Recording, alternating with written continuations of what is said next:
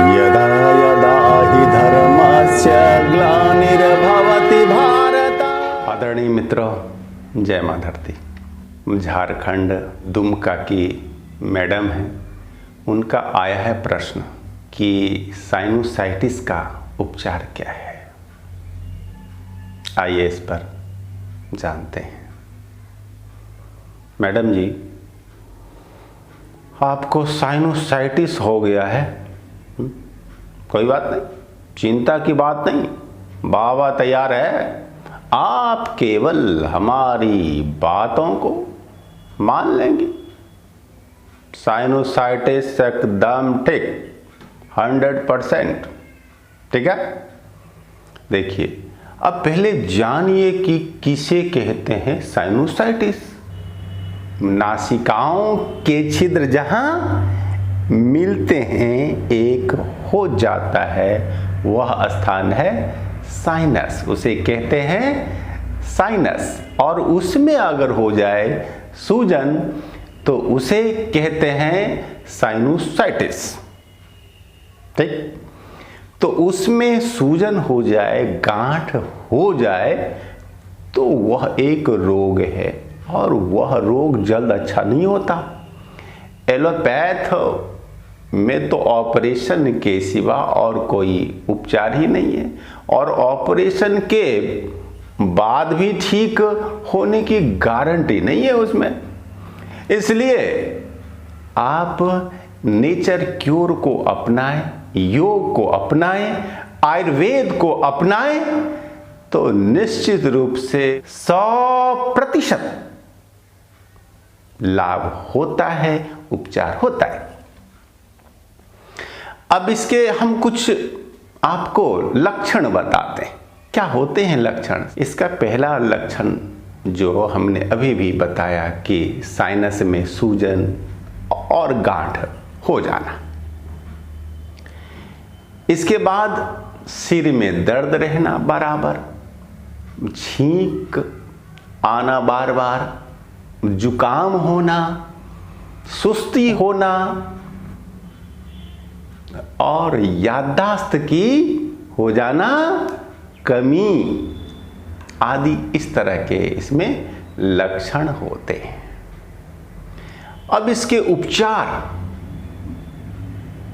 उपचार में सबसे पहला योग उपचार, सबसे अच्छा योग उपचार में क्या, भस्त्रिका और अनुलोम विलोम, ये दो जो हैं प्राणायाम, ये दोनों ही इसके लिए बहुत लाभकर हैं। तो कैसे होती है भस्त्रिका? आप खूब जोर से सांस लें और जोर से छोड़ें, यही है भस्त्रिका।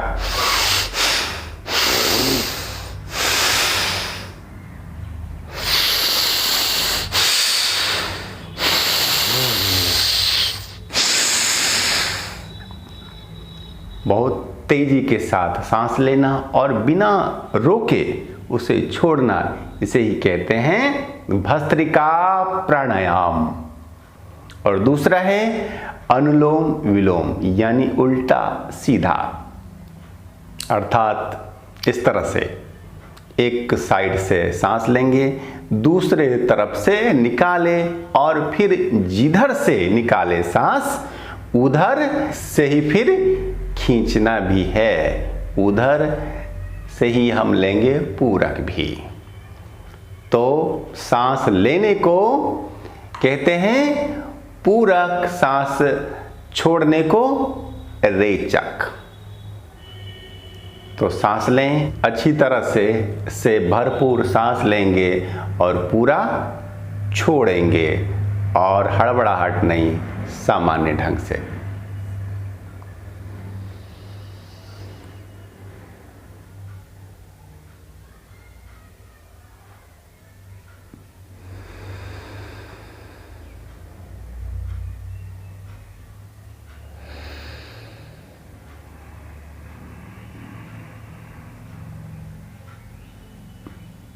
इस तरह से आप करेंगे अनुलोम विलोम प्राणायाम। तो ये दोनों ही प्राणायाम आप 10-20 मिनट रोज यदि कर लें तो इस रोग के साथ साथ अन्य अनेक रोगों में बेहद लाभ होता है। इसके बाद आपको यदि संभव हो तो जल नेति क्रिया सीख लें। अगर कोई जिज्ञासु चाहे तो हमारे यहाँ भी आकर जल नेति वगैरह सीख सकते हैं। आप जल नेति के बाद तेल नेति भी कर सकते हैं, यानी कि तेल लेना। नाक में आप रोज तेल लें, सरसों का तेल, उसमें थोड़ा सा कपूर मिला दें तो और अच्छा।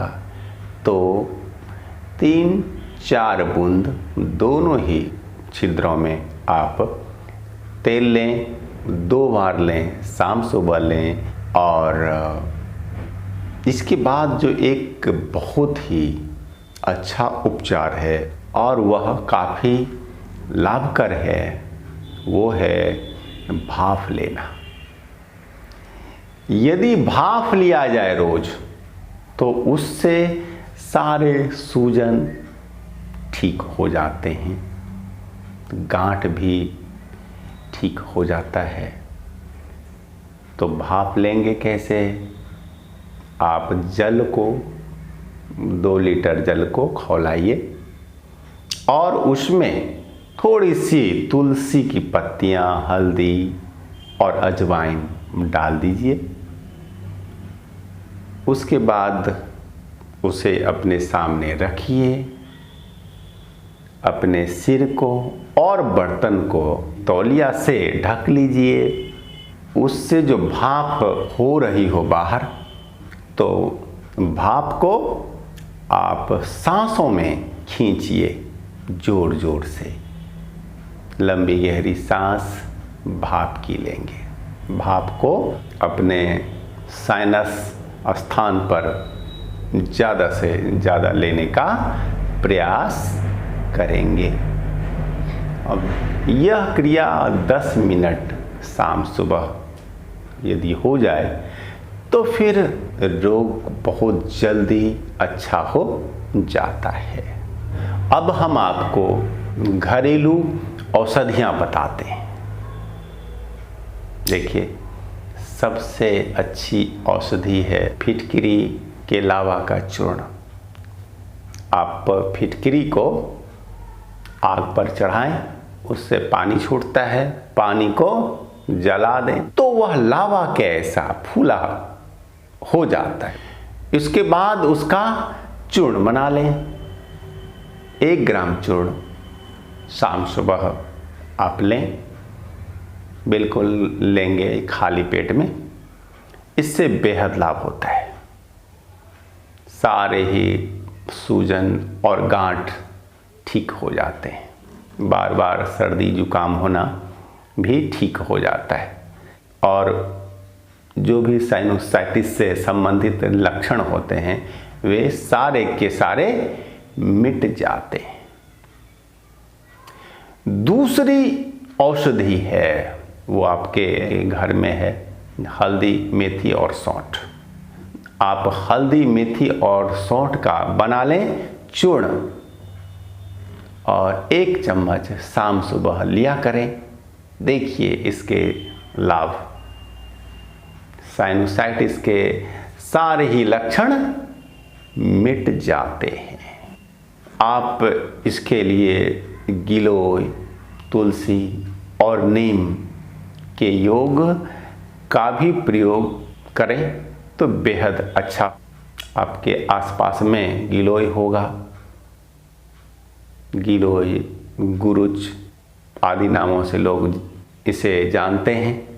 तो गिलोय, तुलसी और नीम, इन तीनों को ही आप सब मिला करके 25 ग्राम लगभग लें और उसे पीस लें और शहद के साथ में ले लें।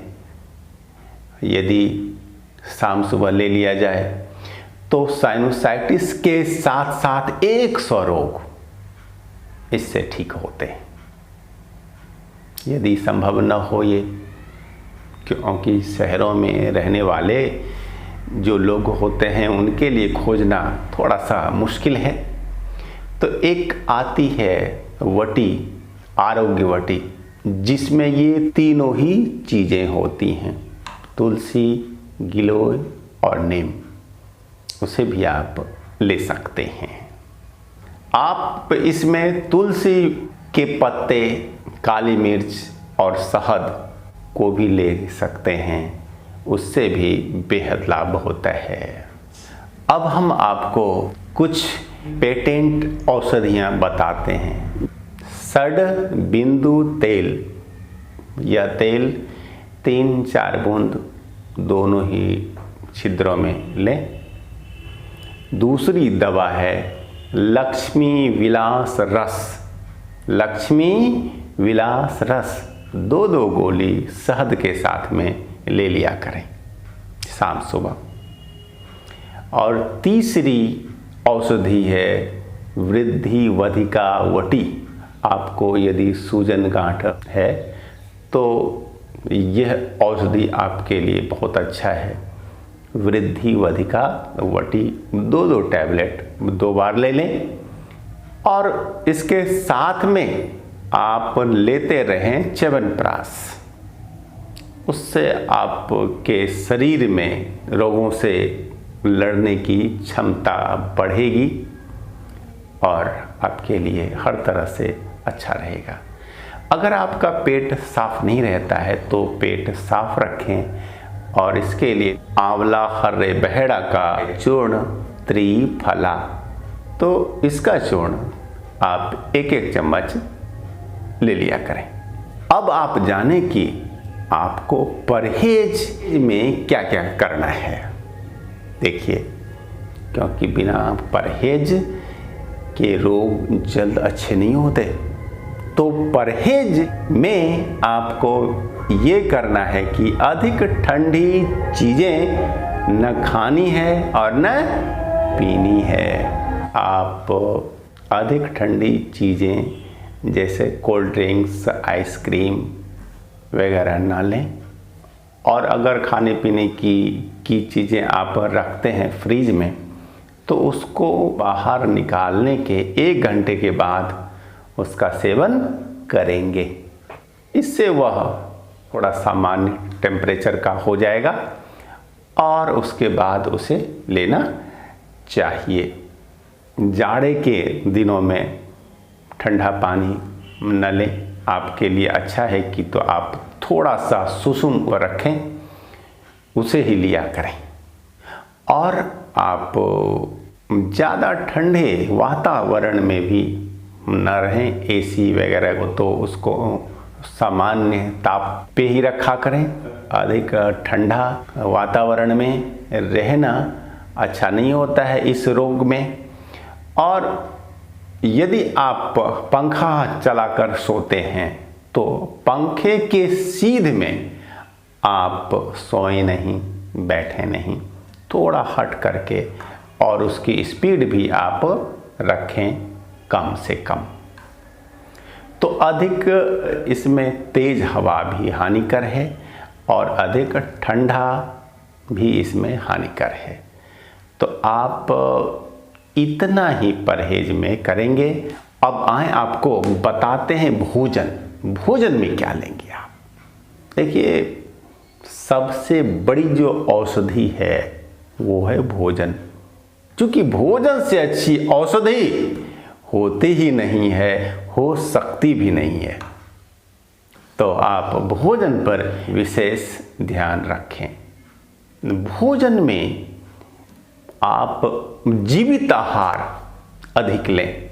जो आहार जीवित है, जैसे ताजे फल, सलाद, अंकुरित अनाज, ये जो हैं ये हैं जीवंत आहार। आप जीवंत आहार का प्रयोग अधिक से अधिक किया करें। अगर आप ज़्यादा जीवंत आहार लेंगे तो आपके रोग बहुत जल्द ठीक हो जाएगा और इसके साथ साथ अन्य और भी जो होने वाले भी रोग होंगे वे भी नहीं होंगे।